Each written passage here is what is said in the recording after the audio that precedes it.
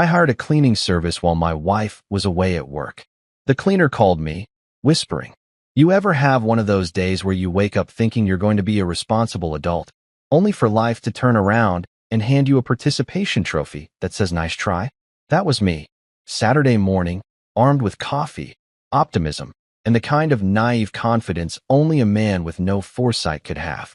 My wife, Harper, had been pulling late nights at the law firm, and not the romantic kind where she texts, "I miss you." No, hers were the "I fell asleep face first into legal briefs" kind. So I figured, hey, maybe I could do something sweet, something meaningful, something that would make her look at me the way she used to before we started arguing about who left the milk out. My idea? Clean the damn house. But not just clean, deep clean. The kind of cleaning that makes the place smell like citrus and accomplishment. You know, real husband of the year energy. Now, before you think I was about to grab a mop and start humming Disney tunes, let's set the record straight. I wasn't cleaning it myself. I'm not insane. I know my limits. The last time I tried helping, I bleached our bath towels into tie-dye disasters and nearly vacuumed the cat's tail. So this time, I made the responsible decision. I outsourced my heroism. Enter Bright Spark Cleaning Services, the company whose Yelp reviews read like love letters from people who've never met joy before. They changed my life. My baseboards sparkle. I cried tears of gratitude. I was sold. When I booked them, the receptionist chirped, "We'll send Lily Tran, one of our best." And let me tell you, the name Lily sounded exactly like the kind of person who alphabetizes her spice rack for fun. So when she showed up at my door at 10 a.m. sharp, wearing a crisp polo and holding a cleaning tote like it was an extension of her soul, I knew I'd picked right. She had that quiet, efficient vibe. The sort of woman who probably thanks her Roomba after every job well done. "Good morning, Mr. Grant," she said softly, voice like she was afraid to wake the walls. I grinned, trying to sound like a normal employer and not someone who'd just realized his socks didn't match. "Hey, Lily. Thanks for coming. House is, lived in." Understatement of the year. Our living room looked like an episode of Hoarders, the married edition. Harper's work clothes draped over chairs like ghosts of overtime past, takeout boxes staging a rebellion on the coffee table, and a faint smell of "did someone burn popcorn 2 days ago?" lingering in the air. Lily didn't flinch. She just nodded, scanning the chaos like a general preparing for war. I gave her the tour, doing my best to sound authoritative. "So, this is the kitchen. Don't mind the fridge, it hums louder than my in-laws. That's the cat, Miso, aka the rightful owner of the couch. And, please don't touch any of Harper's projects." I air quoted because there's no universe where a pile of laundry counts as art. She gets territorial. Lily smiled politely, jotting something on her little clipboard like a student taking notes at a crime scene. "Understood." "Great. Oh, and don't use the coffee machine," I added quickly. "It's complicated." Last person who tried ended up summoning smoke instead of espresso. She nodded again, calm, efficient, terrifyingly competent. Honestly, she made me feel like I should start paying her emotional support tax. After about 10 minutes of awkward small talk, I grabbed my keys and decided to treat myself to lunch. I figured I'd give her space to perform her cleaning sorcery while I pretended to be a productive member of society. As I stepped out, I couldn't help feeling proud. I had pulled off something thoughtful. Harper would come home to a sparkling house. I'd finally win a husband point or two, and maybe, just maybe, we'd spend one evening without arguing about whose turn it was to take out the trash. I was practically glowing with self-satisfaction as I slid into my car, humming along to some old blues song on the radio. If life had background music, mine would have been a triumphant montage right there. I stopped at this small diner down the street, Joe's Grill, the kind of place that still serves milkshakes in metal cups and calls you buddy, even when they forget your order. I was halfway through my burger when I thought about how nice it'd be to surprise Harper later. Maybe light a candle, pour her some wine, say, "See? I can adult too." If this were a movie, that's the part where the ominous soundtrack would start. You know, the low cello hum that makes you squint at the screen and yell, "Don't open the door." But in real life, we don't get soundtracks. We get silence right before everything goes sideways. As I finished my fries, I got a text from Lily. "Sir, quick question. Do you want me to clean the attic?" "The attic?" I frowned. We didn't have an attic worth mentioning. Just a small crawl space accessible by a hatch in the hallway ceiling. Storage for old Christmas lights, broken toasters, and regrets. Nah, I texted back. Don't worry about it. Haven't been up there in years. She replied with a simple, okay. I didn't think much of it. I paid my bill, grabbed a to-go coffee, and decided to stop by the hardware store. Maybe pick up some air fresheners, a few light bulbs, and, I don't know, something manly to offset the fact that I just hired someone else to clean my house. On the drive back, rain started spitting against my windshield. The kind of drizzle that makes the world look like it's been wiped with a greasy napkin. I turned up the radio, trying to ignore the creeping sense that something about today felt too quiet. But I shrugged it off. After all, how much trouble could happen in 1 hour of cleaning? Turns out, plenty. When I got home, I parked at the curb and admired my house like it was a freshly waxed car. Except, something was off. The front door was slightly ajar. Not wide open, just cracked. I frowned. Lily was supposed to be inside. Maybe she'd stepped out to take a call. Or maybe she'd finished early. I pushed the door open, calling out, Lily? You good? Silence. That's when my phone buzzed again, a voicemail notification. From Lily. My stomach tightened. I pressed play. Mr. Grant, it's me. Something weird's happening. The door upstairs just opened on its own, and I thought maybe it was the draft, but then I heard footsteps. Heavy ones. And no, I know someone's up there. I'm leaving the house now. Please call me. Click. End of message. My pulse jumped like I'd just downed 3 energy drinks. I looked around the quiet living room, spotless, polished, freshly vacuumed, and felt a chill crawl up my neck. The air smelled faintly of lemon cleaner and something else. Stale, like a room that hadn't been aired out in years. I took one cautious step inside. Hello. Nothing. The rational part of my brain said, relax. Maybe she heard the house settle. The irrational part said, yeah, and maybe the attic hatch just learned to moonwalk. I scanned the floor. Everything looked normal. No signs of a break-in. But then I noticed it. Faint footprints on the tile, leading from the hallway to the stairs. Not Lily's dainty shoe prints, but large, heavy ones. Like boots. Wet boots. I froze. The hairs on my arms stood up. I should have called the cops right then, but my dumb male pride whispered, you can handle this. So I grabbed the nearest thing that could pass for a weapon, a broom. Because nothing says bravery like threatening an intruder with Swiffer power. I crept up the stairs, broom raised like Excalibur, listening hard. My heart was pounding so loud I was sure whoever, or whatever, was up there could hear it too. Every creak made me jump. The hallway was dim, the only light coming from the window at the far end. Harper's art project pile sat untouched, her perfume still lingering in the air. When I reached the bedroom door, I hesitated. That's when I heard it, a faint sound. A shuffle, like fabric brushing against wood, coming from above. The attic. Nope, absolutely not. I backed away, broom still clutched tight, and bolted down the stairs faster than my dignity could follow. My brain finally caught up and screamed, call the damn cops. I dialed 911, pacing the living room like a caffeinated squirrel. When the dispatcher answered, my voice cracked. Hi. Yeah, so I think there's someone in my attic. Or maybe there isn't. But my cleaner saw a guy, and I just found footprints, and I'd really prefer not to die today. 15 minutes later, 2 police cruisers pulled up, lights flashing red and blue across my freshly mopped floors. Officer Jenkins, tall, mid-40s, looked like he hated paperwork more than crime, led the search. Lily showed up too, pale and clutching her cleaning bag like it held the meaning of life. The officers combed through every inch of the house, even the attic. Nothing. No one. Not even a raccoon. When Jenkins came down, he shrugged. No signs of forced entry. No prints except yours and your cleaner's. Probably just a misunderstanding. I forced a laugh. Yeah, sure. A misunderstanding that walks around in size 12s. He didn't laugh. Lily didn't either. She was still shaking, eyes darting around like the walls might move. He looked right at me, she whispered.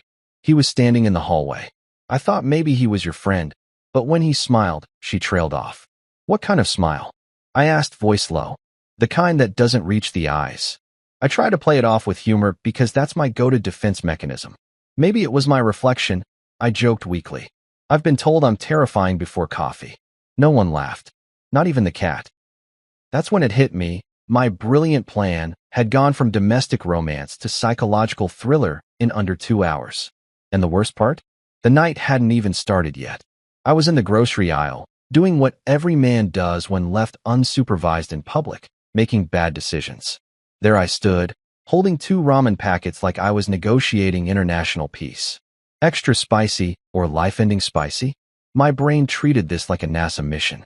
I even checked the ingredients, like chili powder percentage would suddenly reveal my destiny. Somewhere, Harper was probably billing $600 an hour for her time while I was mentally arguing with sodium content. Then my phone buzzed. The screen said Lily. I smiled, assuming she was calling to tell me I'd just won Best Husband Alive. Maybe she wanted to confirm where the mop lived? Trick question. I had no idea. I answered, cheerful. Hey Lily, what's up? House looking less like a crime scene yet. Her voice came out in a whisper, so low I thought she pocket-dialed me from a library. Sir, is anyone supposed to be in the house? Instant vibe switch. My grin faded.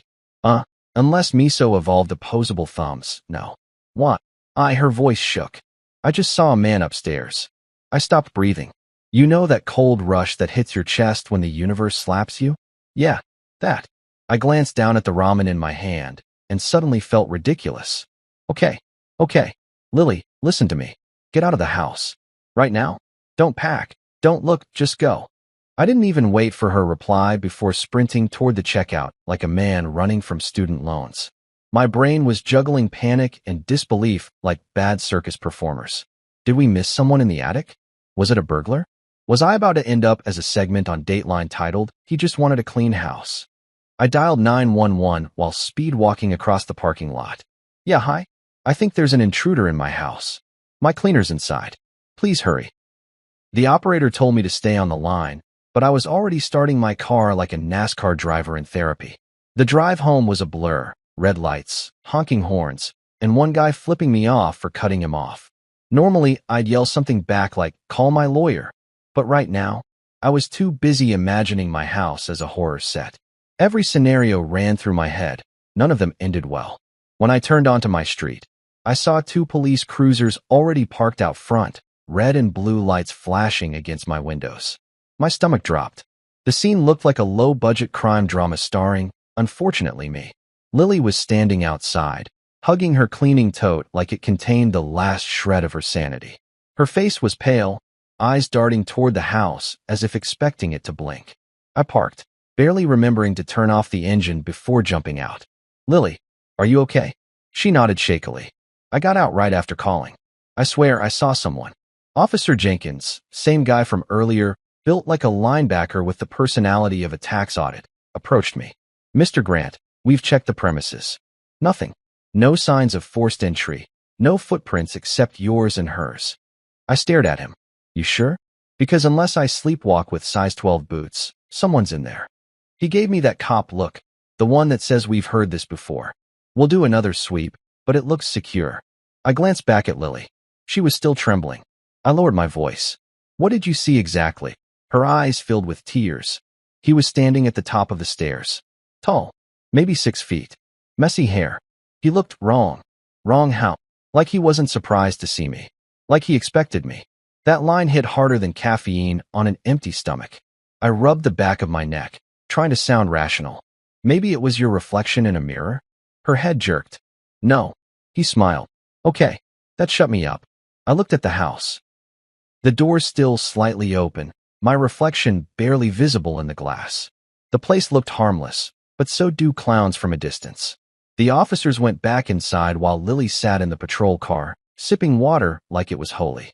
I followed Jenkins up the porch, broom still in my car, because, yeah, that was definitely going to save me.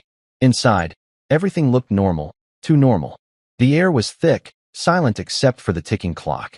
My heart synced to it like a bad drumline. We searched each room again. Bedrooms? Empty. Bathrooms? Empty. Attic? Double-checked. Nothing but insulation and broken Christmas lights. I was starting to feel stupid. Maybe Lily had imagined it. Or maybe I had conjured this paranoia since the jewelry box incident. Then Jenkins called from the kitchen. Sir, did you leave this back door unlocked? No, I never used that door. He frowned. It was unlatched. That detail lodged itself in my brain like a splinter. Maybe someone had slipped in, seen Lily, and bailed out before cops arrived. Or worse, maybe he was still around, watching. Jenkins shrugged. Probably nothing. You'd be surprised how often wind blows a latch open. Yeah, sure. And maybe wind leaves boot prints too. After 20 more minutes of police reassurance and zero actual answers, they left. Lily looked like she'd aged 10 years. I thanked her profusely, apologized, even offered to pay double. She declined the bonus but said softly, "Please be careful, Mr. Grant." He looked angry. Then she got in her little silver sedan and drove off like she couldn't get away fast enough. When the cruisers pulled away, I was left standing in my driveway under a sky that suddenly felt too big. My perfect suburban neighborhood, trimmed lawns, friendly mailboxes, now looked like camouflage for nightmares. Every shadow felt alive. I locked the door, every bolt and latch clicking like punctuation marks in a bad decision. The silence afterward was deafening. I could hear the fridge humming, the house settling, my heart trying to escape my chest. I checked the attic hatch one more time, closed tight. Still, something about the air felt off. Like the house was breathing, waiting. I tried to distract myself, turned on the TV, poured a drink, scrolled through my phone pretending I wasn't replaying Lily's words. He looked like he knew I'd be there. What did that even mean? By 9 p.m., Harper called. "Hey, babe," she said, her voice chipper from the office. "How's my domestic superhero?" "Oh, surviving. House clean. Spotless. You could perform surgery on the kitchen counter." "Wow, maybe I should work late more often." "Please don't," I muttered, earning a laugh I didn't deserve. I debated telling her what happened, but stopped. Harper's the type who'd either call the FBI or call me dramatic. There's no in between. Besides, the cops said there was nothing. What good would freaking her out do? After we hung up, I poured another drink. Whiskey this time. I sat on the couch, staring at the ceiling. Every creak, every gust outside made me flinch. My phone sat on the coffee table, dark and still, but I kept glancing at it like it might suddenly scream, "Run." Then came a faint noise from upstairs, a single, soft thud. I froze mid-sip. Miso was asleep beside me, purring like an engine. So unless the cat learned parkour, something else made that sound. I stood slowly, setting down my glass. My voice came out weaker than I intended. "Hello." Silence. I exhaled shakily, grabbing my phone's flashlight and tiptoeing to the base of the stairs. I pointed the beam upward, every instinct yelling bad idea. The light caught nothing but shadows and Harper's framed law degree. Ironic, considering I was about to sue my own nerves. Another noise, faint scraping this time, like wood dragging on wood. My heart thumped so hard it felt like applause for bad decisions. I climbed the first step, phone shaking in my hand. The second step creaked loud enough to announce me to the universe. "Miso, if that's you," I whispered. "I'm putting you up for adoption." Still nothing. I reached the top and scanned the hallway. Everything was still. Laundry mountain, present. Bedroom door, open. Closet, closed. The attic hatch, shut. But the air smelled different, cold, dusty, wrong. Then my phone vibrated, another call. Unknown number. I nearly dropped it. "Hello." Static. Then a voice. "You shouldn't have come back." Click.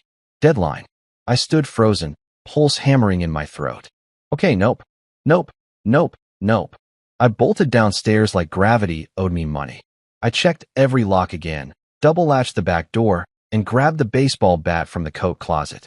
The broom had been retired from active duty. I turned all the lights on. Every single one. The living room looked like an interrogation room at that point. I even left the TV playing Friends reruns for moral support. By the time midnight rolled around, exhaustion was fighting paranoia for dominance. I told myself maybe the call was spam, maybe the noise was pipes, maybe the universe just hated me specifically. Then my phone buzzed again, a text. Unknown number. "See you soon." I dropped the phone like it burned me. When I picked it up again, the message was gone. Completely. No number, no record. Just the empty chat bubble like it had never happened. Miso meowed from the couch, unimpressed. I sighed, trying to laugh. Maybe I'm losing it, huh, buddy? But even as I joked, the truth was undeniable. Something was happening. Something that didn't care about logic or comfort or how many cops I called. That night, I lay awake, the ceiling fan spinning slow circles of dread. Every so often, I thought I heard faint whispers, too soft to understand, too human to ignore. By dawn, I'd convinced myself I was imagining everything. After all, denial's cheaper than therapy. But deep down, I knew the real horror wasn't that Lily might have seen someone. It was that someone saw her first. And whoever he wasn't done watching. That night, the house decided to audition for a horror movie. Every noise suddenly sounded like a death omen. The creak of floorboards? Ghost. The ticking clock? Countdown to doom. Even the fridge made a low hum that I swear whispered, "You messed up, buddy." I tried to convince myself it was just my imagination, but my imagination wasn't buying it. It had already packed its bags and moved into panic mode. I sat on the couch, lights on full blast, blanket wrapped around me like emotional armor, watching late-night TV I wasn't even processing. Miso was curled on the armrest, giving me that judgmental cat stare that said, "You're embarrassing the species. Don't look at me like that," I muttered. "You'd freak out too if someone might be living in your ceiling." He blinked slowly, which in cat language translates to weak human energy. The house popped again, a deep groan that came from somewhere upstairs. I froze mid-sip of my third cup of coffee. Great idea, by the way. Caffeine and paranoia, the perfect marriage. Old house, I said out loud, like affirmations would save me. Except our house wasn't old. It was built in 2019. The walls were practically millennials, modern, moody, and definitely not supposed to groan. I stood up, phone flashlight in hand, scanning the ceiling like I expected eyes to peer back. Nothing, just shadows. Then I noticed something weird. Harper's jewelry box, the sacred, forbidden chest of sparkly nonsense she guards like it's the Holy Grail, was open. I never touched that thing. Last time I did, she gave me a 10-minute TED talk on the difference between rose gold and gold. I walked over slowly. The box sat on her dresser, lid tilted open like an invitation to lose my mind. The velvet inside was empty in spots where rings used to be. "Okay, nope," I whispered. Nope. I hadn't been upstairs since Lily called. Harper hadn't been home for days. Unless the cat had developed a taste for jewelry, someone had been up here. I texted Harper immediately. "Me, did you open your jewelry box?" "Harper, no." "What?" I stared at her reply. What was I supposed to say? Oh, no reason. Just wondering which intruder accessorized before disappearing. Yeah, that wouldn't go over well. So I just left her on read and started pacing the room. My brain went full detective, connecting imaginary dots. Maybe the guy Lily saw took something. Maybe he's been in and out, using my attic as a freaking Airbnb.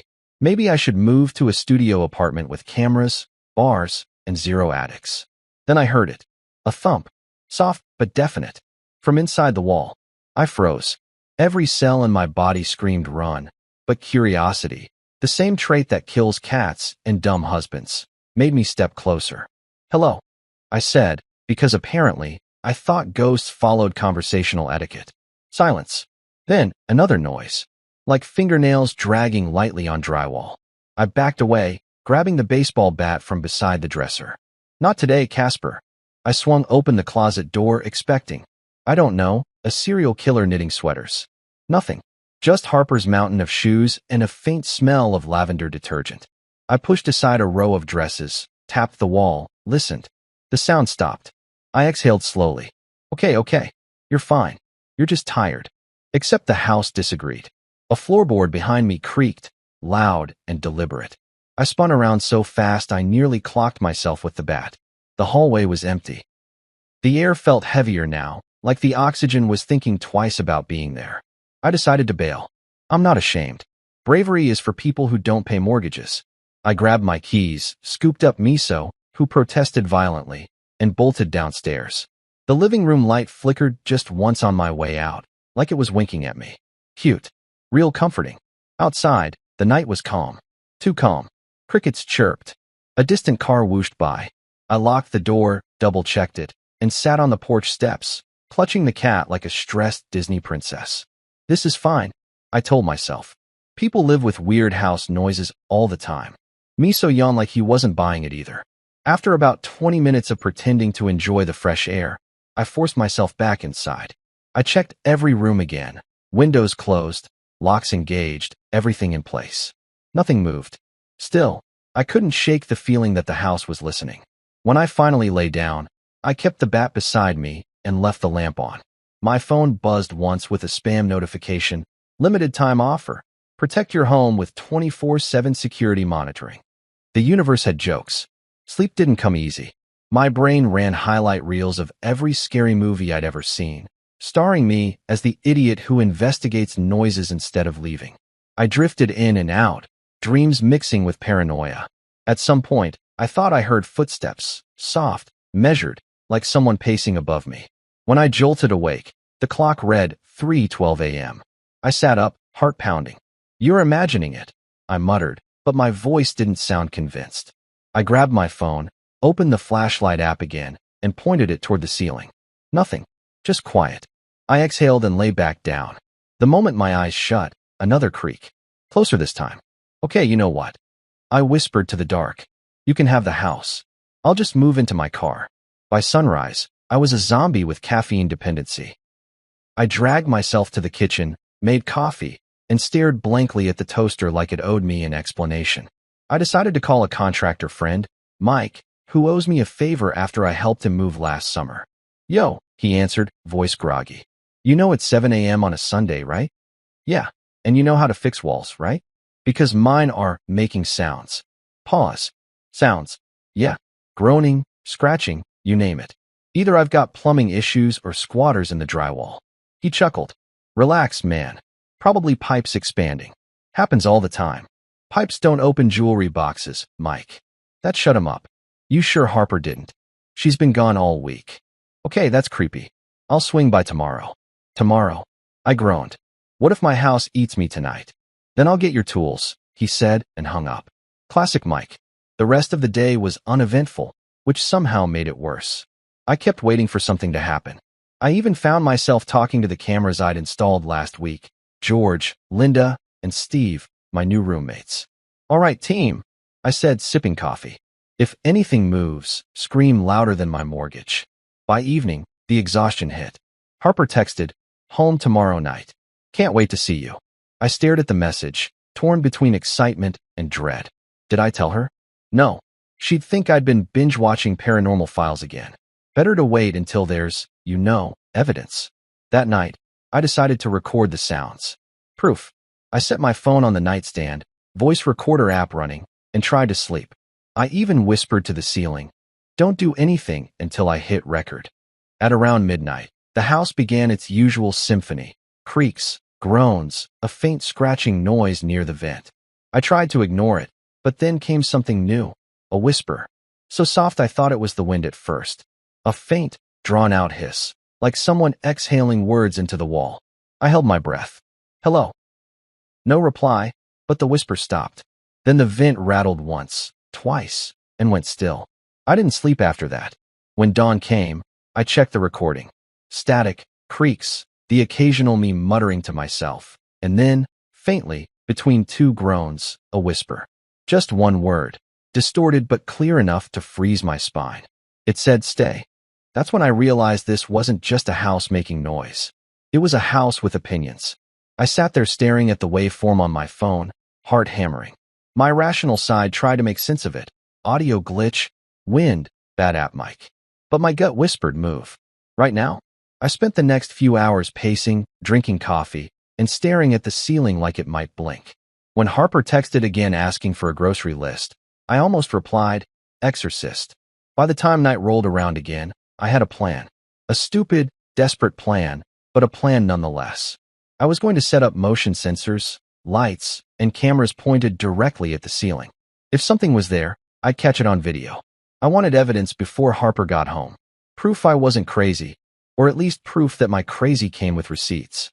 As I plugged in the last sensor, Miso perched on the counter, tail twitching. "You think I'm nuts, don't you?" I said. He blinked, unimpressed. I flicked off the main lights, leaving the sensors glowing faint red. The house felt quiet. Too quiet. I stood in the middle of the living room, listening. Nothing. Then, from upstairs, came a faint creak, followed by a low, guttural groan that rolled through the beams like the house was sighing.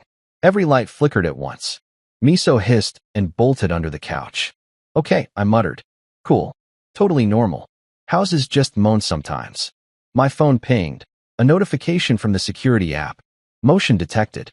Upstairs. I looked at the screen. The camera feed showed the hallway, empty, except the attic hatch, swinging slightly. I swallowed hard. Right. Pipes definitely do that. I could have left then. Should have. But no. Apparently I was auditioning for World's Dumbest Homeowner. I crept up the stairs again, bat in hand, adrenaline buzzing. The hatch stopped moving. The air was cold enough to see my breath. I stared up at it, whispering to no one. If you're up there, congratulations, you win. I'm leaving. I backed down the steps, never breaking eye contact with the ceiling, and grabbed my keys. As I opened the front door, one final groan echoed through the house. Deep, heavy, and almost disappointed. I didn't stick around to analyze tone. That night, I slept in my car outside a 24-hour diner with Miso in the passenger seat, both of us staring at the glowing sign like refugees of our own stupidity. I ordered coffee and told the waitress. Long story short, my house might be haunted. She poured me a refill without missing a beat. You and half this town, honey. And for the first time all week, I laughed. A short, tired laugh. Because maybe she was right. Or maybe I just hadn't heard the house's final words yet. By the next morning, I'd reached the point where caffeine had replaced blood and paranoia was my emotional support animal. I was done pretending that the creaks, whispers, and attic gymnastics were just house noises. Nope. I needed eyes everywhere. If the universe was going to gaslight me, it was getting recorded in 1080p. So I drove straight to the electronics store like a man possessed. The kid behind the counter looked 12. Braces, shaggy hair, that unearned confidence of someone who's never paid property tax. His name tag said Miles. He squinted at me. Morning, sir. You look like you've seen some things. I've heard some things, I muttered, eyeing a wall of security cameras like a survivalist stocking up for apocalypse season. I need cameras. Lots of cameras. Miles perked up, probably smelling commission. Home security, or are we talking streaming setup? Neither. I just want to know if something's crawling through my ceiling at night. He blinked twice. Like rats. Like tall rats with human hair and a grudge. The kid didn't even flinch. Gen Z, man. You could tell them Bigfoot runs a podcast, and they'd ask for the link. Cool. You'll want the Guardian Pro kit. Motion sensors, night vision, app control. 10-camera package. I'll take 12. He raised a brow. You catching a cheater or starting a YouTube channel? Neither. I said deadpan. Just trying not to die in my sleep. Miles gave me a look halfway between impressed and terrified. Respect. I left the store $900 poorer and one step closer to founding my own surveillance state. On the drive home, I imagined the Amazon review I'd write if this worked. 5 stars. Caught my attic goblin. Would recommend. Setting the equipment up took the entire afternoon. The instruction manual was written by someone who assumed you already had a degree in electrical engineering and patience. I had neither. By the 3rd page, I was muttering to myself like a deranged tech support agent. Attach bracket A to wall B with screw C. Yeah, sure, if I knew what the hell wall B even is. But I'm stubborn. 2 hours later, I had cameras covering every strategic point. Hallways, bedrooms, kitchen, even one pointed directly at the attic hatch. I named them because I needed the illusion of friends. All right, I said aloud, checking the app on my phone. George, you get the hallway. Linda, the living room. Steve, kitchen duty. Don't screw this up, Steve. Steve immediately froze on the screen. The feed lagged. Unbelievable. Lazy already. By the time Harper called during her lunch break, I was elbow deep in wires and existential dread. Hey babe, she chirped. What's all that noise? You remodeling. Upgrading. Upgrading what? Our odds of surviving the night. Pause. What? Never mind. You'll love it. The house is now Fort Knox with Wi-Fi. She sighed. You've been watching too many horror movies. Actually, the horror's been watching me. Uh-huh. Fine. Laugh now, but when my cameras go viral on CNN, don't say I didn't warn you. She chuckled, that patronizing sound lawyers make when they think they've won the argument. All right, Mr. Paranormal Activity, just don't drill holes in my paintings. Noted. After hanging up, I sat back and admired my handiwork. Every angle of the house now lived on my phone screen. For the first time in days, I felt a weird sense of control. Like maybe if I could see the problem, it'd finally make sense. I spent the next few hours testing motion alerts by waving my arms like a deranged traffic conductor. George beeped. Linda caught my reflection. Steve still lagged. I gave up on him. You're on probation, Steve. Evening rolled in. I ordered pizza because no one cooks while being haunted, and sat on the couch watching all 12 feeds like a budget version of the Pentagon. I half expected nothing to happen, which was fine. Boring was the new sexy. But around 11 p.m., one of the motion indicators blinked red. Hallway cam. I leaned forward. On the screen, the empty corridor stretched silent and still. The sensor's timestamp ticked, 11:03:21. 11:03:22, nothing moved. Probably just a glitch, right? Then the attic hatch trembled. Barely, but enough to make my stomach drop. The camera focused automatically, pixels sharpening on the thin line of the hatch frame. For a full 10 seconds, nothing happened. Then, ever so slowly, it shifted. Not open, just nudged. Like something tested it. My mouth went dry. I whispered at the phone like it could hear me. You seeing this, George? No response, obviously, because I was losing my mind and talking to cameras. Then, silence again. The hatch stopped moving. I hit replay, heart pounding, trying to convince myself it was the house settling. But what doesn't settle in small, deliberate motions? I closed the app, threw the phone on the table, and paced. Okay, maybe it's air pressure. Temperature difference. Science crap. The ceiling groaned right above me. I froze mid-step. Or it's Owen the air pressure demon. Cool. I decided not to be stupid this time. I wasn't going up there. No way. Instead, I cracked open the window curtains just enough to see my reflection. My face looked pale and ridiculous, a sleep-deprived ghost hunter in sweatpants. You wanted answers, I muttered. Now you've got goosebumps and regrets. I called Detective Nia Monroe, the officer from the second visit. Straight shooter, calm voice, eyes like she'd already seen everything humanity had to offer. When she picked up, I blurted, Detective, sorry, it's Grant. Weird stuff's still happening. Define weird. I've got footage of my attic hatch opening on its own. Slowly, like something's testing it. Pause. You sure it wasn't airflow? Detective, my house is sealed tighter than a lawyer's wallet. All right, she said after a sigh. I'll swing by tomorrow morning. Can tomorrow morning be now? It's 11:30 p.m. I'll make coffee. See you tomorrow, Mr. Grant. Click. I set the phone down, muttering to myself. Awesome. The one time I actually want a cop to hang out. She's got boundaries. Sleep was out of the question. I kept the cameras open all night, refreshing like a man addicted to anxiety. At some point around 2 a.m., I must have dozed off on the couch. When I woke, the morning sun filtered through the blinds, and the first thing I saw was Steve's frozen feet again. Unbelievable, I grumbled. Fired. At 8 a.m., the doorbell rang. Detective Monroe stood there, coffee in one hand, that permanent half-smile of someone who doesn't do small talk. Morning, she said. Show me this spooky footage. I pulled up the app and played the clip. She leaned over my shoulder, watching closely. When the hatch twitched, she nodded slowly. Interesting. That's Cop 4, you're not crazy, right? It's Cop 4, we'll find out. Can I check the attic? Be my guest. I'm never stepping up there again unless Jesus himself signs off. She climbed up the pull-down ladder while I hovered nervously below like a toddler waiting for snack approval. Dust floated down. A minute passed. Then came her voice. You might want to see this. Nope. I absolutely did not want to see this. But I went anyway, because curiosity and stupidity are close cousins. The attic was low and dark, the kind of place that instantly smells like secrets. I followed her flashlight beam to a corner behind insulation panels. Blankets. Empty food wrappers. A water bottle. Someone's been living up here, she said quietly. My throat went dry. In my house. She nodded. And they've been here for a while. Then she picked up something I hadn't noticed. A small, spiral notebook. She opened it, and I swear even the air stopped moving. Inside were pages of sketches. Faces, dozens of them, drawn in pencil but violently crossed out with thick, angry strokes. Under each one, written in cramped handwriting, she doesn't belong here. I felt my stomach twist. Wow. That's exactly the kind of souvenir I didn't need today. Detective Monroe closed the notebook carefully. We'll dust for prints. You and your wife should stay somewhere else tonight. I nodded dumbly, still staring at the spot where someone had been sleeping above my head. The thought hit like ice water. He'd been there while I showered, ate dinner, slept.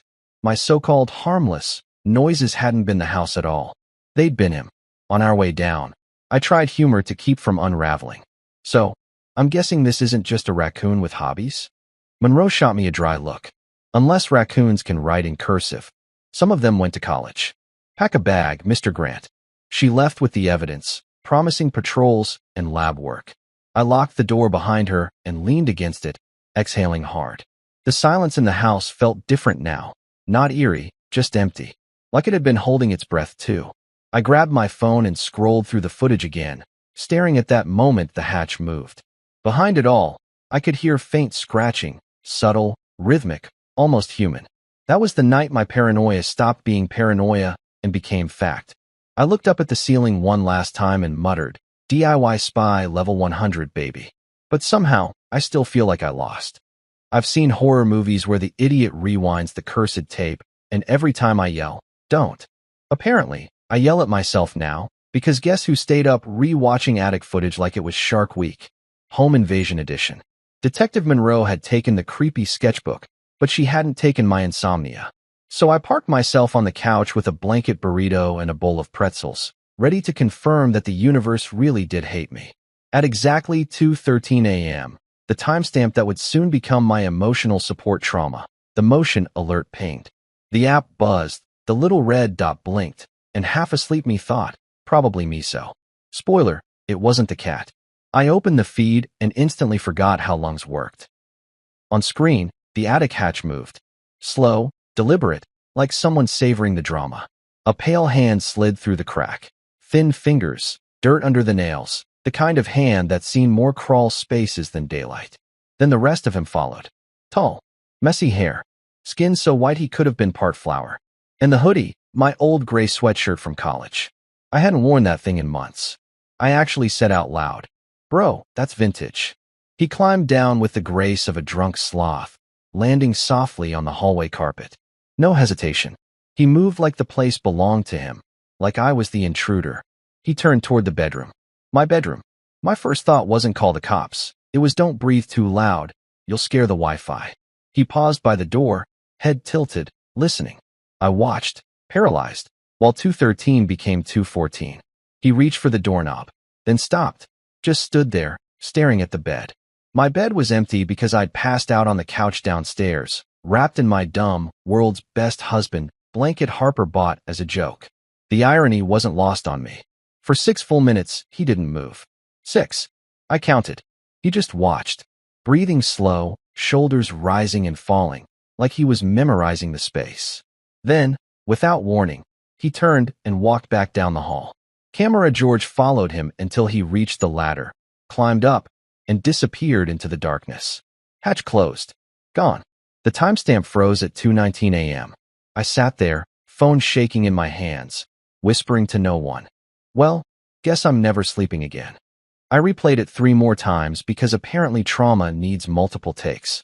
Same sequence, same ghostly confidence, same sweatshirt. I noticed tiny details I'd missed. The dirt smudges on the wall, the faint reflection of his face in a picture frame. He wasn't just pale, he was gray, like the color had drained out of him. And his eyes, those weren't eyes that belonged to someone sane. They looked hungry. Miso jumped onto my lap mid-replay and nearly killed me via heart attack. Congratulations, I hissed. You're the scariest thing in the house that's actually supposed to be here. He purred, unbothered, like he'd been in on the secret the whole time. By 3 a.m., I had paced a groove into the living room rug. Call the police again? Sure. But what would they do? Arrest a grainy shadow? Jenkins would roll his eyes, Monroe would sigh, and I'd become that guy in the department notes. See also, paranoid homeowner with cameras named after coworkers. Still, adrenaline demanded action. I went full DIY FBI. I downloaded the footage frame by frame, zoomed, enhanced, adjusted brightness like a TV detective who believes in pixels. At one point, I actually whispered, enhance, to my laptop. Nothing happened, obviously. All I got was a freeze frame of the guy's half-smile, twisted and stretched by the night vision filter. He looked like he'd been waiting for applause. I decided to check the attic myself at sunrise. Stupid? Absolutely. But by then I was too wired to care. I waited until the first light cut through the blinds, because sunlight means safety, right? Hollywood told me so. I grabbed the bat, my phone, and, because I'm a man of culture, duct taped a flashlight to it. Tactical innovation at its finest. Pulling that attic ladder felt like opening a cursed treasure chest. The wood groaned as it unfolded, every creak mocking me. The air that drifted down smelled like dust, sweat, and something metallic. I climbed slowly, muttering my last while under my breath. If I die, delete my browser history and feed the cat premium. The attic was exactly how we'd left it after Monroe's visit. Blankets, wrappers, empty bottles. But now there was something new. A torn scrap of paper pinned to the insulation with a nail. My name, written in shaky handwriting. Evan. Just that. No threat, no message. Somehow that was worse. I backed down the ladder so fast I almost broke an ankle. Nope, nope, nope, I said, because repetition is the only language of fear. I slammed the hatch shut and dragged the stepladder away like that would stop gravity. That was the moment Harper chose to call. Perfect timing, universe. Morning, babe. Guess what? I got the day off. I'm heading home early. My voice cracked. Oh, great. Love that for us. You okay? You sound like you're hiding something. Just excitement. And maybe a mild haunting. What? Nothing. Drive safe. Click. I stared at the phone like it betrayed me. Harper walking into this circus would be the cherry on my mental breakdown Sunday.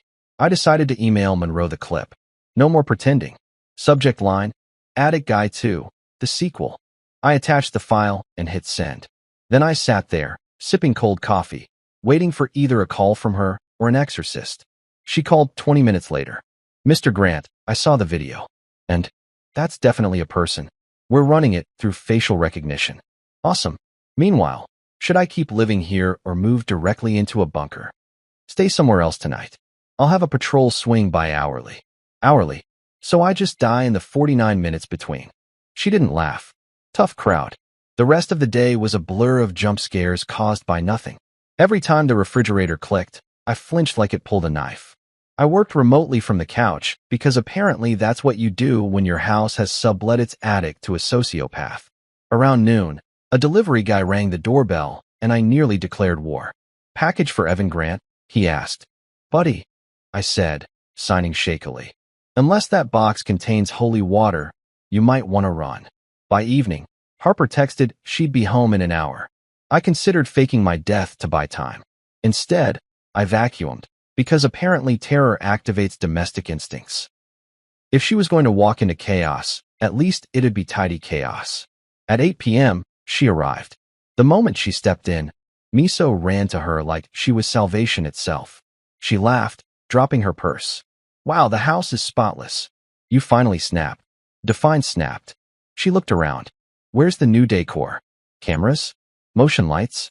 Did you turn our home into Fort Knox? Yes. You're welcome. She frowned. Evan, what's going on? I sighed. Okay, promise you won't freak out. Those are famous last words. So I showed her. The footage. The man. The hatch. Her face went from confusion to horror in real time. When it ended, she just whispered. That was right outside our room. Yup. And he was wearing your sweatshirt. Apparently, he shops in my closet rent-free. She stared at me, pale. We're leaving. For once, I agree. We packed essentials, clothes, toothbrushes, the cat carrier, and bolted for the door like contestants on The Amazing Race, Haunted Edition. But halfway down the driveway, Harper stopped. Wait, my necklace. The one Dad gave me. It's in the jewelry box. Harper, that box is cursed. It's sentimental. It's bait. She gave me the lawyer look that ends all arguments. 2 minutes. I groaned and followed her back inside because no man has ever won against logic and nostalgia combined. The house was quiet. Too quiet, of course. She ran upstairs while I hovered at the bottom, gripping the bat. The hallway light flickered once, just enough to make me say, nope, under my breath. Then she screamed. I sprinted up, heart detonating, and found her standing by the dresser, hand over her mouth. The jewelry box was open again, the necklace gone, and on the mirror, written in something reddish-brown, 2 words, not her. Harper backed away, shaking. Is that paint? I lied immediately, because marriage is 50% comfort and 50% creative lying. Definitely paint. We're leaving now. We grabbed what we had and got in the car. I floored it out of the driveway. eyes darting to the rearview mirror every few seconds. The house shrank behind us, quiet and smug. At the hotel, Harper sat on the bed clutching Miso's carrier. "He could have killed us," she whispered. "Yeah. Instead, he redecorated. We got lucky." She didn't laugh. I couldn't either. I emailed Monroe again, attached a photo of the mirror message, captioned, "You still think it's airflow?" Her reply came within minutes. "We're sending a forensic team first thing. Don't go back." No argument there. I cracked open a minibar beer, looked at Harper, and tried humor one last time. "On the bright side, honey, at least our marriage counselor can't say we don't communicate. We've got shared trauma now." She didn't answer, just stared at the wall. I took a long sip, staring too. For a moment, the silence felt almost peaceful. Then, from the hotel's ceiling vent, a faint creak echoed. Just one. Probably pipes. Probably. I glanced up, muttering to myself, "If you followed me here, at least start paying rent." And right then, my phone buzzed with a new motion alert from home. 2:13 a.m. again. I didn't open it. I just turned the screen face down and whispered, "Nope, not tonight." Morning arrived, and for the first time in my life, I was disappointed to see sunlight. It didn't feel like safety anymore. It just meant I had to start pretending everything was normal again. Harper was still asleep in the hotel bed, half buried under the blanket, while I sat in a chair by the window, sipping burnt lobby coffee and trying to convince myself I hadn't imagined the last 48 hours. Spoiler, I hadn't. The photo of the mirror message on my phone said otherwise. At 8:02 a.m. sharp, Detective Monroe called. Her voice sounded like black coffee, strong, no sugar. "Mr. Grant, we're at your house. You might want to come. Come back there?" That's bold of you to assume I'm still emotionally attached to that mortgage. I think you'll want to see this. I looked at Harper, still sleeping, face soft and tired. "We'll be there in 30, I lied. I wasn't bringing her within 10 miles of that attic. I left her a note. Breakfast downstairs. Don't panic. Might bring holy water. And drove home with Miso in the passenger seat because I'd seen enough movies to know cats can sense evil. If he hissed, I was flooring it. The house looked deceptively peaceful in daylight. No flashing lights, no ominous fog machine. Just my clean little suburban crime scene, pretending it hadn't hosted a squatters' convention in the ceiling. 2 patrol cars idled out front. Monroe met me at the door wearing latex gloves, and that same unshakable calm that made me both trust and resent her. "Morning," she said, like this was just another Tuesday. "We found a few things." She led me inside. The air smelled like bleach and stale fear. A forensics tech was photographing the hallway while another dusted the attic ladder for prints. "Good news," Monroe said. "You were right. Someone lived here. The insulation's flattened, and there are fresh food wrappers from about a week ago." "Fantastic," I said. "Do I get a discount on property tax for providing affordable housing to lunatics?" She ignored me, walking toward the kitchen. "We also found this." She pointed at a muddy trail of partial footprints, bare feet, wide-set toes, leading from the attic ladder to the back door. "Whoever it was left last night. So he's gone. For now. Great. Nothing like an open-ended threat to start your day." One of the techs called from the attic. "Detective, there's a notebook up here." Monroe and I climbed up, though I made sure she went first because my chivalry ends where nightmares begin.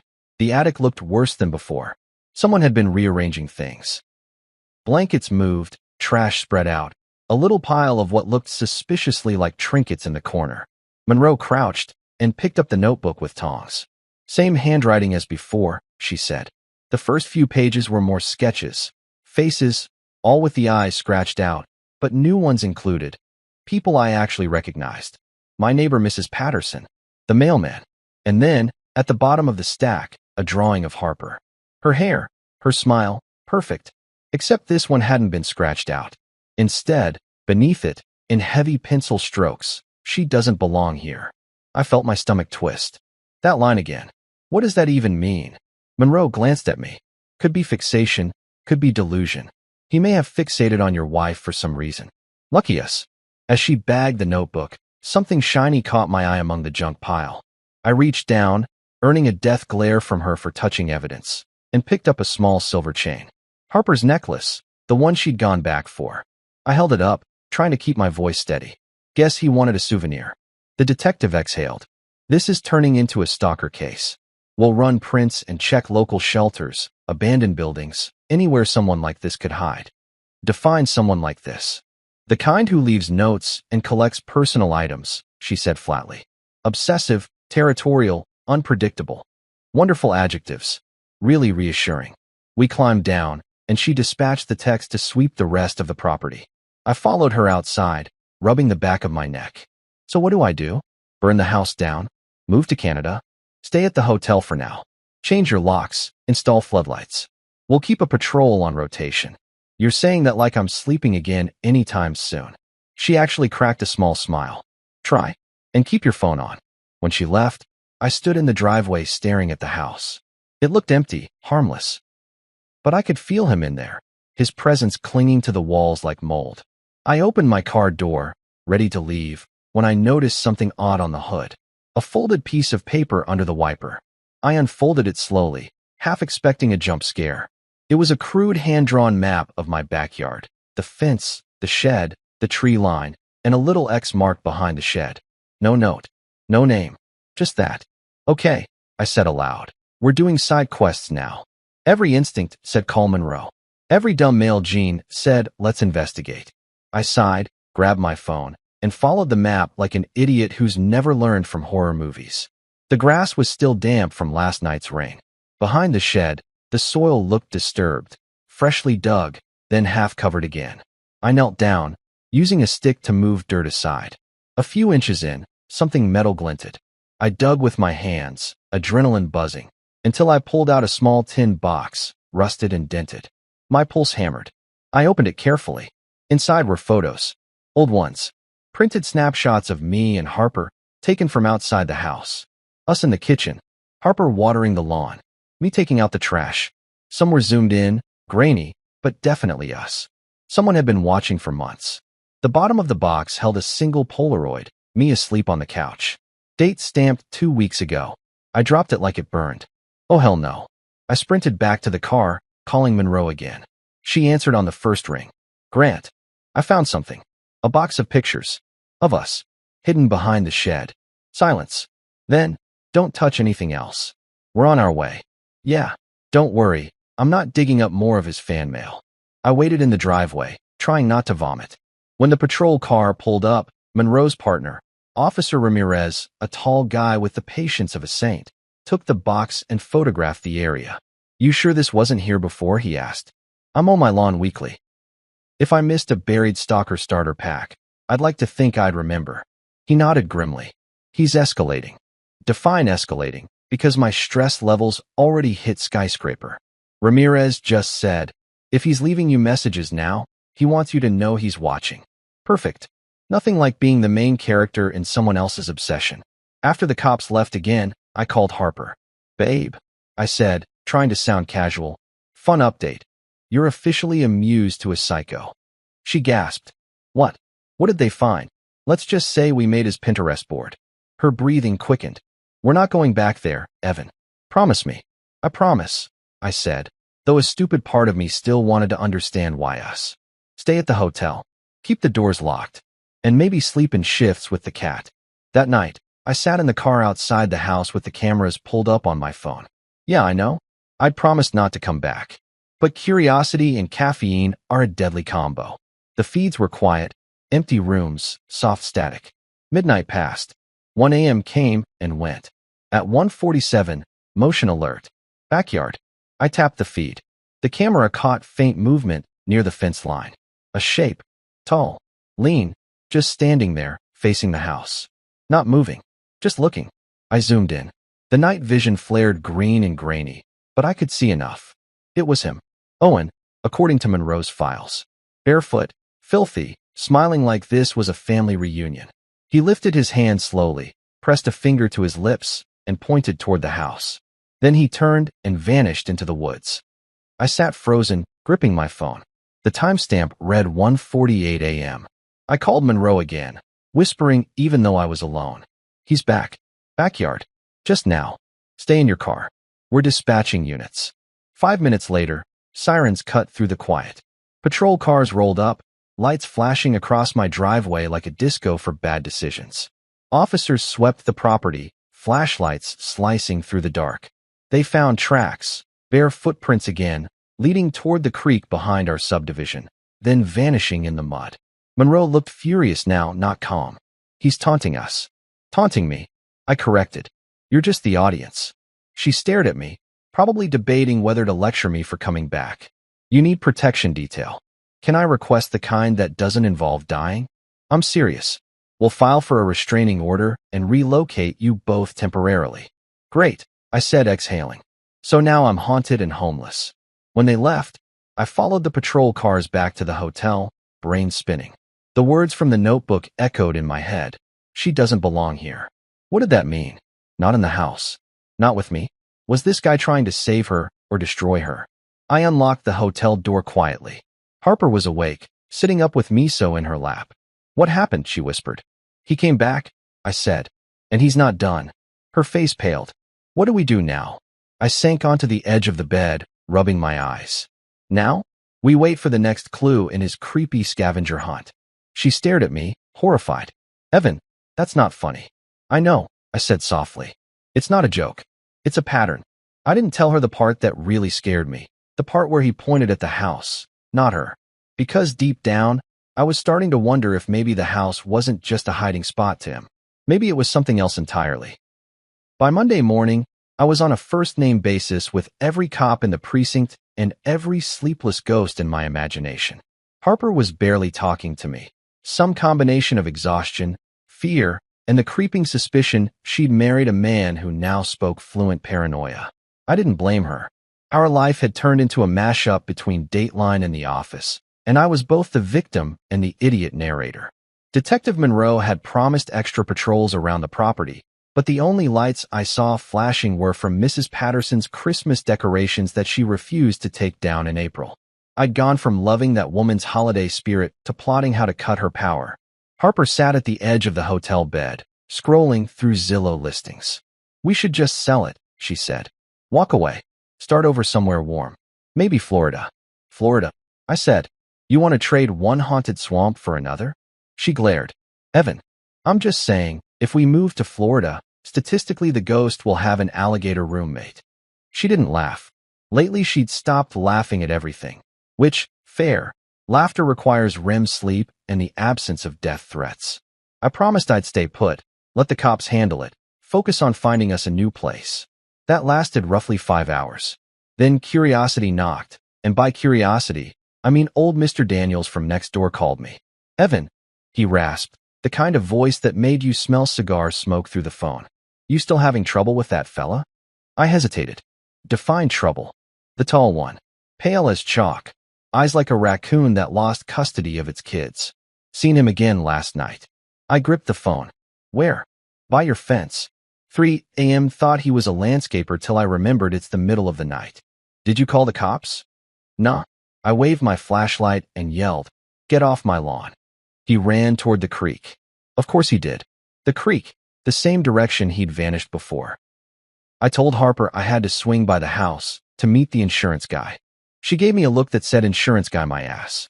I kissed her forehead and left anyway, because I have the survival instincts of a horror movie extra. The neighborhood looked painfully normal under the noon sun. Kids rode bikes. Sprinklers hissed. Somewhere a lawnmower droned like an oblivious soundtrack. Yet I could feel it, the tension humming beneath the suburban perfection. My house sat there, blinds closed, pretending it hadn't been ground zero for a stalker's Airbnb. Mr. Daniels shuffled out of his porch chair as I pulled up. He was in his 70s, retired Air Force, the kind of man who still ironed his socks. Told the officer what I saw, he said, pointing a shaky finger toward the fence. Tall fella, hoodie, carrying a toolbox. A toolbox? Yeah. Thought he was one of them contractors at first. Walked like he knew where he was going. I peered at the fence line. The grass was pressed down, faint tracks leading toward the creek. Did you get a good look at his face?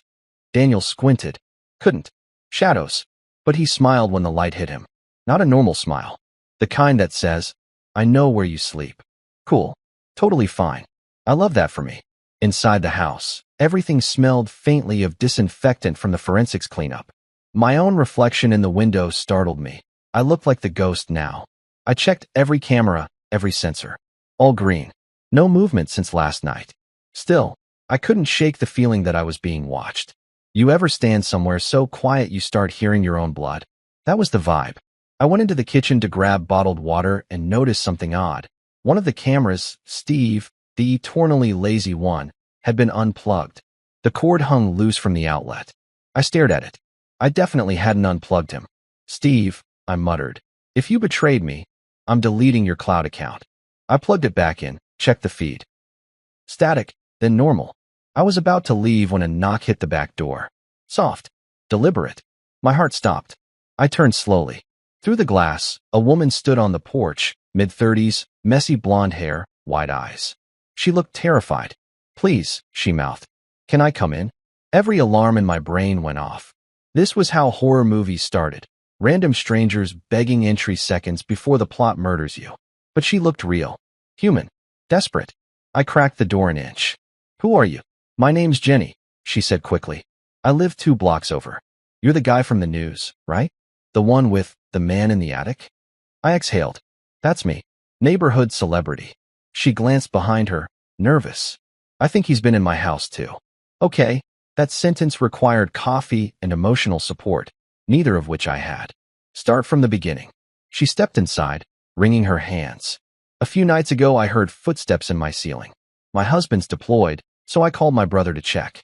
We didn't find anything, but yesterday, I found this. She handed me a crumpled piece of paper. On it, the same handwriting as the notebook. She doesn't belong here. I stared at it, stomach dropping.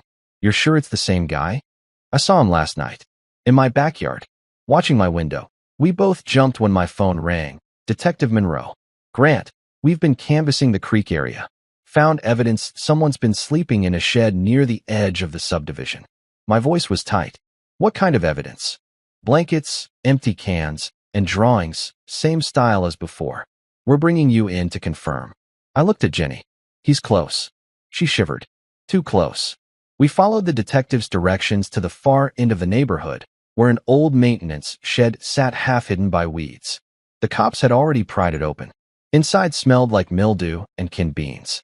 A single sleeping bag lay in the corner, along with scraps of paper taped to the walls. My stomach turned. They were drawings again, faces of residents. Mr. Daniels, Mrs. Patterson, Jenny, me, and right in the center, larger than the rest, Harper. She's the only one not crossed out, Monroe said quietly. Jenny covered her mouth. Oh my God, I forced myself to look closer. Beneath Harper's portrait were 3 words this time. She belongs below. I whispered, below what? Monroe gestured to one of the officers. Search the ground. They moved the sleeping bag aside, revealing a loose wooden board in the floor. One officer pried it up. Underneath was a small pit, hand-dug, maybe 3 feet deep. At the bottom sat another notebook and a rusted hammer. The detective's face hardened. He's been planning something. Jenny stepped back, trembling. I can't stay here. You shouldn't, Monroe said. We'll arrange a patrol near your place too. I pulled her aside. Jenny, thank you for coming forward. Seriously, you might have saved lives. She nodded, eyes glassy. If you see him again, tell the police he whistles. Like a song. Daisy Bell. Daisy Bell? As in bicycle built for 2? She nodded again. He hummed it while standing under my window. Great. A homicidal attic squatter with a soundtrack. 10 out of 10 nightmare rating. Back at the house, Monroe bagged the new evidence. We'll get DNA off the hammer. Once we match it, we'll issue a warrant. For what? Ghost trespassing. For Owen Keller, she said. We identified him. No criminal record, but he grew up a few towns over. Parents died in a fire when he was 16. Lived in foster homes. He disappeared 5 years ago. I blinked. So why my house? She glanced toward the attic. Still figuring that out. But I think he believes something, or someone, here belongs to him. I laughed hollow. Yeah, well, he can have the mortgage. Monroe's phone buzzed. She answered, listened, then looked at me sharply. Units just spotted movement near the creek again. We're going. I followed her outside despite her glare that clearly said stay put. Old habits die harder than ghosts. We reached the creek line within minutes, flashlights cutting across the mud. Something moved in the trees, a flash of gray hoodie, and vanished. Officers spread out, shouting commands. Police, show your hands. Nothing but the rush of water and the occasional frog that clearly didn't care about law enforcement. Then a voice drifted from the dark. Low. Calm. She doesn't belong here. The sound came from everywhere at once, bouncing off the trees. Harper's name echoed in my head. Monroe motioned for silence. We listened. Nothing. Then a soft whistle. Daisy Bell. Every hair on my neck stood up. Where is he? I whispered. Monroe scanned the brush. He's watching. Yeah, no kidding. A shadow darted between the trees. One officer gave chase, but by the time we reached the spot, he was gone. Only footprints leading back toward the subdivision. Monroe cursed under her breath. He's playing games. I stared into the darkness, chest tight. He knows I came back. He's leading us somewhere. She turned.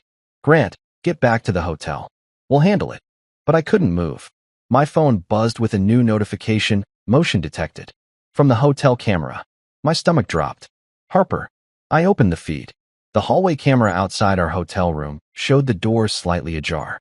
A shadow crossed the frame, tall, thin, unmistakable. Owen. He leaned close to the camera, smiled, and whispered one word that the mic barely caught. Found. I didn't think. I just ran. Monroe shouted after me. But the world blurred. The creek, the flashing lights, the sirens, all fading under the roar of blood in my ears. By the time I reached the hotel, cops on my tail, the hallway was empty. The door to our room hung open. Harper was inside, sitting on the bed, shaking but unharmed. Miso hissed from the corner. He was here, she said. He knocked.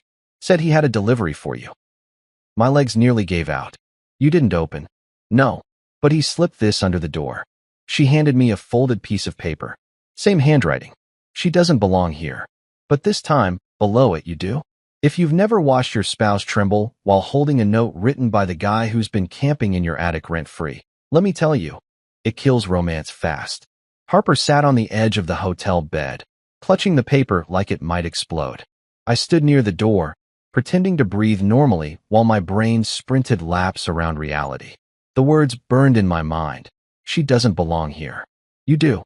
For a full minute, we just stared at each other. The silence wasn't awkward, it was radioactive. Finally, Harper whispered. He was here, Evan. He knew where to find us.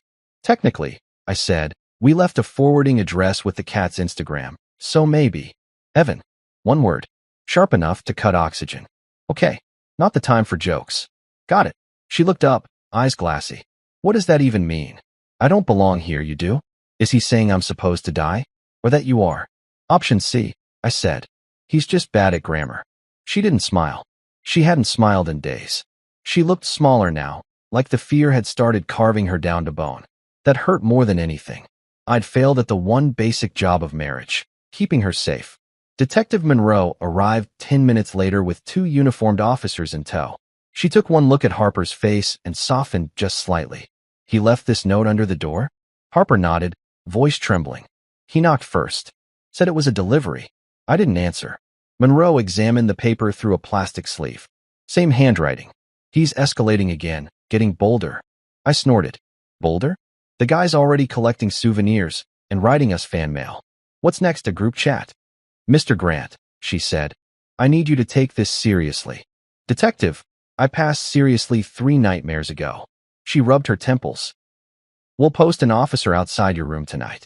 He can't have followed you without being seen, which means someone's helping him, or he's tracking your phones. Harper's head snapped up. Tracking us. It's possible, Monroe said. Did either of you connect to public Wi-Fi recently? Harper looked guilty. I used the hotel network to check email. Then change your passwords. All of them. We'll sweep the devices. I muttered. You hear that, honey? The ghost's a hacker now. Love that for us. The detective shot me a look that could kill Wi-Fi on its own. I'm also assigning you temporary protection detail.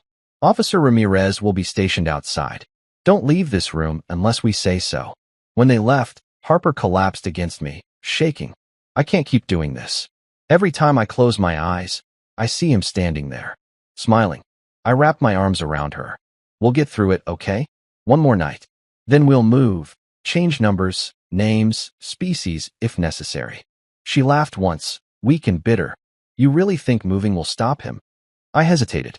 It'll make it harder to deliver notes, at least. That night, the hotel room felt like a waiting room for insanity.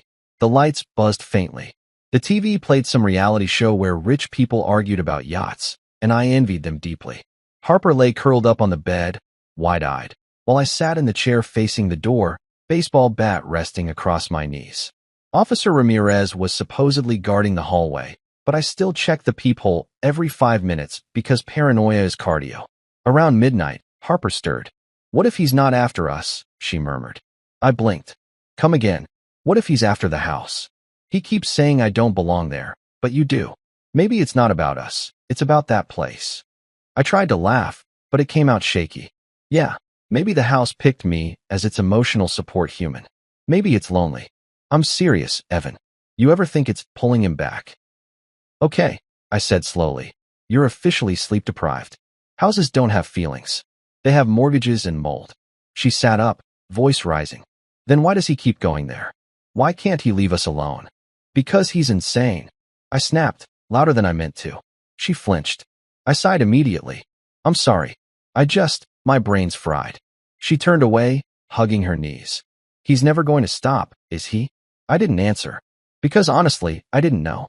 At 2:12 a.m., because apparently that's his preferred showtime, the hotel phone rang.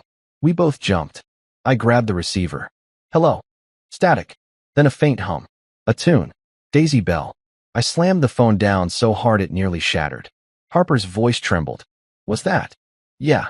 She started crying, silent tears sliding down her face. I wanted to say something comforting, but every word felt fake. Instead, I picked up my cell and called Monroe. Straight to voicemail. Perfect. I texted her. He called the hotel. Same song. Same time. Help. While we waited, Harper paced the room, muttering to herself. "He's playing with us. He knows exactly what he's doing. Then let's not give him what he wants. What if what he wants is us gone? Then congrats to him, because I was already planning to move to Mars." She spun toward me, eyes blazing. "You keep joking like this is funny." "It's not funny, Evan." "I know it's not funny." I shouted back. "If I stop joking, I'll start screaming." That shut us both up. At 3 a.m., there was a knock at the door, 2 sharp taps. Ramirez's voice followed. "It's me." I opened it, half expecting to see that pale smile instead of a badge. Ramirez looked tense. "Lobby clerk says someone left a package for you at the front desk." Harper's face went white. "Don't open it." I nodded. "Don't worry, I'm not suicidal." Ramirez said, "We're calling the bomb squad to be safe." 10 minutes later, a guy in full gear carried the small cardboard box into the parking lot like it was a live grenade. They x-rayed it. Not explosives, just a Polaroid camera and a single undeveloped photo taped to the top with a note, "Smile." I think that was the moment Harper broke. She started laughing. Not happy laughter, but the kind that sounds like something inside finally snapped. She sat on the curb under the flashing police lights, cackling until tears ran down her face. "Smile," she gasped. "He wants us to smile." "Harper," I said, crouching beside her. "Breathe, okay? It's just another mind game." She looked at me, still laughing but now shaking. "You don't get it, Evan. He's enjoying this. He's turning us into characters in his story." I didn't know what to say to that because she was right. They took the package for evidence. Monroe finally arrived at 4 a.m., looking like she hadn't slept since the Cold War. "He's taunting you," she said. "Everything he does is about control." "Yeah, well, he can control my bills if he wants," I muttered. She ignored me. We traced the hotel call. It came from a burner phone less than a mile away. "We're sweeping the area now." Harper whispered, "He's close." Monroe nodded grimly. "We'll find him." When dawn broke, Harper insisted on seeing the house one last time. "I need closure," she said. "I can't move forward until I face it." "Closure?" I said. "You want closure? Let's email him an eviction notice." But she was determined, and apparently I have the backbone of wet spaghetti when it comes to saying no. Monroe reluctantly agreed to escort us. The drive felt like returning to a crime scene, mostly because it was one. The house sat quiet, sun glinting off the windows. For a second, it looked almost beautiful, peaceful even. Harper exhaled. "See? It's just a house." "Yeah," I said. "And sharks are just fish." Inside, the air was cool and stale. Dust motes drifted through the beams of morning light. Harper walked from room to room slowly, touching the walls like they were old friends. "I built memories here," she murmured. "Birthdays, anniversaries. Uninvited attic guy." She shot me a look, but there was no venom in it. Then she stopped in the hallway, staring upward. The attic hatch, still taped shut from the last investigation. That's where he watched us. Please don't, I said, but she was already reaching for the cord. Monroe grabbed her wrist gently. Mrs. Grant, let's not. Harper shook her head. I need to see. She pulled the cord before either of us could stop her. The ladder unfolded with a groan. Dust rained down. The smell hit first, sour, stale, wrong. Monroe went up first, gun drawn. I followed halfway because apparently I never learn. At the top, she froze. Oh my God. What? Come up slowly. I climbed 2 rungs and saw it. A crude mural on the attic wall, drawn in charcoal. A family. Me, Harper, the cat. But the figure of Harper was crossed out violently, black streaks covering her face. Above it, written in big letters, SHE doesn't belong here. You stay. Harper covered her mouth, sobbing. Why me? Monroe radioed for forensics again, but I barely heard her. Something about that last word, stay, hit me differently this time. It wasn't a command to me. It was a promise from him. We left while the cops combed the attic again. In the car, Harper was silent, staring straight ahead. Finally, she whispered, he's not after me anymore. What? He wants you, Evan. The notes, the drawings, they're all about you staying. That's comforting, I said weakly. Glad to be included. She turned toward me, eyes hollow. I can't do this. I can't sleep, can't breathe. Every sound feels like him. I know. I'm going to my sister's in Denver. Just for a while. My chest tightened. You're leaving? She nodded. Until he's caught. You need to stay with the police. I can't, her voice broke. I can't watch you become part of this anymore. I wanted to argue, but what could I say? She was right. I dragged her through hell. We said goodbye in the parking lot. She hugged me tight, then pulled away, wiping her eyes. Please don't go back there. I lied and said I wouldn't. As her car disappeared down the street, I stood alone beside the house, listening to the wind whisper through the trees. For a moment, it almost sounded like humming. Daisy Bell. I looked up at the attic window. A shadow moved behind it, tall, thin, patient. And for the first time, I realized maybe the house wasn't haunted by him. Maybe it was haunted by me. I never thought I'd be the kind of guy who needed police escort just to sell his house. But here we were. Me, Detective Monroe, 2 uniformed officers, and a realtor who looked like she regretted her entire career. The for sale sign stood in the yard like a gravestone. Harper was gone, staying with her sister in Denver, and the house that once smelled like pancakes and chaos now just smelled like Lysol and trauma. Technically, we didn't need to come back. The paperwork was handled electronically. But Monroe wanted one more sweep before we handed over the keys. Closure, she said, which was ironic, because nothing about this nightmare had closed, except maybe my trust issues. I walked up the driveway feeling like I was approaching an ex's house to pick up the last box of memories. The grass was overgrown, the blinds drawn tight. My reflection in the window looked older, tired, like I'd aged 10 years since Bright Spark cleaning day. The irony wasn't lost on me. I'd hired someone to make my life easier, and instead, I'd unlocked a true crime documentary.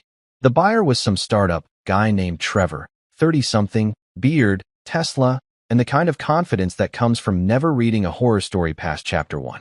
He'd seen the police cars and asked, is this, like, a neighborhood patrol thing? I almost said yeah, they just really love open houses. Instead, Monroe stepped in. Routine safety check before closing. Trevor grinned. Cool. I'm all about security. Gonna put smart locks and facial recognition on every door. I laughed darkly. Sure, maybe it'll recognize the guy who used to live in the attic. He blinked. Wait, what? Nothing, I said quickly. Congrats on your new home. As he went to inspect the backyard, Monroe gave me that don't antagonize the buyer look. You didn't tell him? She asked under her breath. What was I supposed to say? Welcome to your dream home. Slight chance of attic goblin. He'll find out when the walls start humming. We went inside for the final walkthrough. The house felt different, quieter, emptier, but not peaceful. More like a stage after the show's over. Dust covered the floors where furniture used to sit. The security cameras I'd installed still blinked, loyal as ever, even though I hadn't checked them in weeks. Monroe led the way, clipboard in hand. No signs of recent entry, she said. No footprints, no food, no disturbance in the attic. Good, I said. Let's keep it that way. Still, Part of me couldn't resist climbing those stairs one last time. I paused at the attic ladder. You sure? Monroe asked. No, I said, and pulled the cord anyway. The ladder creaked open, and dust fell like old snow. The beam of my flashlight swept across the space, empty. No blankets, no notebooks, no creepy murals. Just bare insulation and silence. And yet something was off. The corner where the mural had been scrubbed clean looked darker than the rest. I knelt down, ran my hand across the wood, and felt a faint groove. Carved letters. Fresh. Still here. I froze. My throat went dry. Monroe. She climbed up beside me, saw it, and cursed under her breath. Fresh carving. Within the week. So what? He came back to tag his work like Banksy. Or to say goodbye. We left it there. She had her team photograph it, then ordered me to stay away from the property until the new owner moved in. Fine by me. I'd rather share a one-bedroom with a raccoon than spend another night under that roof. Outside, Trevor was chatting with one of the officers, completely unaware of the still here upstairs. I wondered if that was fair. Probably not. But if I told him, he'd back out. The sale would fall through, and I'd still be tethered to this house like a cursed ex. So I kept quiet. Monroe handed me a copy of the report. He hasn't been seen since the hotel incident, she said. We think he left town.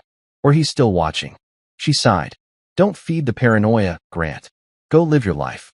Start over. Sure, I said. If I can find a house that doesn't come with tenants I didn't invite. She actually smiled, just a little. You'll be fine. I wanted to believe her. Moving day was anticlimactic. I packed what little we hadn't already abandoned, loaded it into a rental truck, and watched the house disappear in the rearview mirror. Harper texted from Denver, please don't look back. So naturally I did. From the distance, the place looked innocent again, like it was pretending. And maybe it was. Maybe that was the trick all along. A week later, Monroe called. I was sitting on my sister's couch, eating cereal from the box, and trying to pretend life was normal. We got an update, she said. Owen Keller's been found. I nearly dropped the spoon. Found as in arrested? As in alive, yes. We located him in an abandoned facility 20 miles north of your neighborhood. I stood. Did he say anything? Her pause told me everything before she spoke. Just one thing. He kept repeating it. Let me guess, I said. She doesn't belong here. She exhaled. No. This time he said, he stayed. Over and over. He stayed. What is that even? I started, then stopped. Because I knew. I'd stayed. I'd come back. Again and again. I'd fed the obsession by trying to understand it. Detective, I said carefully. Is he still in custody? Yes, under psychiatric observation. Good. Keep him there. She hesitated. There's one more thing. He had something with him when we found him. My stomach clenched. Please don't say my name was on it. Close, she said. It was your old security camera. The one labeled Steve. After the call, I sat in silence for a long time, staring at the wall. The thought of him walking out of that attic carrying my camera like a trophy made my skin crawl. But there was a twisted logic to it. Steve had watched everything. Every night. Every movement. And maybe Owen had been watching me watching him. It wasn't about Harper anymore. It never was. It was about control. Power. The kind of sick fascination that makes someone crawl into your ceiling just to be part of your story. I called Harper later that night. She sounded calmer, lighter. They found him, she asked. Yeah. It's over. She exhaled, shaky but relieved. Good. Maybe now we can finally move on. Yeah, I said. Maybe. We talked about visiting soon. Maybe starting fresh somewhere far away. She suggested California. I suggested Mars. She laughed, for real this time. And for a second, I felt something close to peace. But peace didn't last. It never does. 3 days later, my phone buzzed at 2:13 a.m. Motion detected. My heart stuttered. I opened the app automatically, even though I'd deleted the system after moving. But there it was, a live feed. The familiar hallway of my old house. The new owner, Trevor, must have kept my setup running. I should have ignored it. Instead, I watched. The camera blinked to life, grainy night vision showing the hallway. The attic hatch creaked open, and a figure climbed down. Tall, pale, not Owen. Me. At least, that's what it looked like. My face. My clothes. Moving slow, mechanical. He walked to the bedroom door, turned, stared right into the camera. Then the feed cut to static. I sat frozen, phone shaking in my hand. It wasn't possible. A glitch, maybe. Some old recording looping. Except the timestamp read live. I called Monroe immediately. You need to check the house again. She sounded groggy. What is it this time? The cameras are back on. Someone's there. Someone who looks like me. Silence. Then, carefully, Mr. Grant, those cameras were logged into an offline system. No network access. They can't transmit. I blinked. Then how? Delete the app, she said firmly. Go back to sleep. I didn't. I sat there until dawn, watching the phone screen even though it was black. Part of me wanted to believe it really was over. The other part couldn't shake the feeling that the house had kept something, some echo, some memory, that looked like me because I'd left a piece of myself behind. 2 weeks later, I drove past the neighborhood again. Don't ask why. Curiosity is just stupidity with better branding. Trevor's car was in the driveway. Lights on. Normal suburban peace. Then I saw it. In the attic window, faintly lit by the street lamp, a silhouette. Not moving. Just watching. I told myself it was Trevor. I told myself I was done with this. But as I drove away, I swore I heard it. Faint, carried by the wind. Daisy Bell. And for the first time in months, I smiled. Because if the house wanted to play games, let it. It couldn't hurt me anymore. At least, that's what I told myself. Life's mostly normal now, or whatever passes for normal after your attic used to come with a bonus psychopath. Harper and I moved west. New house, new locks, new rule, no attics. If it needs stairs to reach, it doesn't belong to us. Some nights, though, when the wind crawls just right, I swear I hear that faint hum again. Daisy Bell, low and steady, like the world's creepiest lullaby. Harper says it's just my mind rewinding trauma. She's probably right. Probably. Last week, my phone glitched. Screen went black, then blinked once, showing a single line before fading out. For words. She doesn't belong here. I laughed, because what else can you do? Fear's a parasite. It only wins when you feed it. So I whispered into the dark, voice steady. Buddy, if you're still hanging around, rent's due. Venmo preferred. The house creaked. Quiet.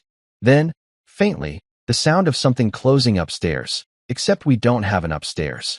I rolled my eyes, grabbed my bat, and muttered, fine. Round 2 then. Because if the whisper stayed, so did I.